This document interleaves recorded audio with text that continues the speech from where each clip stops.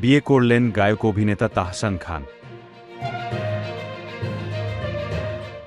দ্বিতীয়বারের মতো বিবাহ বন্ধনে আবদ্ধ হলেন জনপ্রিয় গায়ক অভিনেতা তাহসান খান।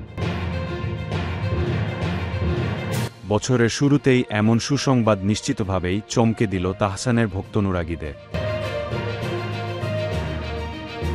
জানা গেছে, জনপ্রিয় মেকওভার আর্টিস্ট রোজা আহমেদের সঙ্গে বিবাহবন্ধনে আবদ্ধ হয়েছেন তাহসান খান। বিষয়টি তাহসান নিজেই গণমাধ্যমে নিশ্চিত করেছেন বলে খবর পাওয়া গেছে। তবে কোনো রকমের পূর্বাভাস ও গুঞ্জন না থাকায় তাহসানের ভক্তরা অবাক বনে গেছেন। এছাড়াও শনিবার সকাল থেকেই সমাজমাধ্যমে তাহসান ও রোজার বিয়ের আয়োজনের একাধিক ছবি ভাইরাল হয়। তাতে নেটিজেনরা এই নবদম্পতিকে শুভেচ্ছা ও ভালোবাসা জানাতে থাকেন। বিশেষ করে রোজাকে তাহসানের সঙ্গে দেখে অত্যন্ত আবেগী হয়ে পড়েন তাদের অনুরাগীরা। এক নেটিজেনের মন্তব্য, অবশেষে চাঁদ খুঁজে পেলেন আমাদের তাহসান ভাই।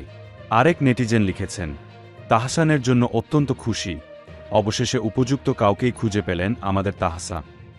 উল্লেখ্য, 2006 সালের 7 আগস্ট প্রথম বিয়ের বন্ধনে আবদ্ধ হন তাহসান ও মিথিলা। এরপর 2013 সালের 30 জুলাই তাদের ঘর আলোকিত করে আসে আয়রা তাহরিম খান নামের কন্যাসন্তান। 2017 সালে এসে তারা বিবাহ বিচ্ছেদের ঘোষণা দেন।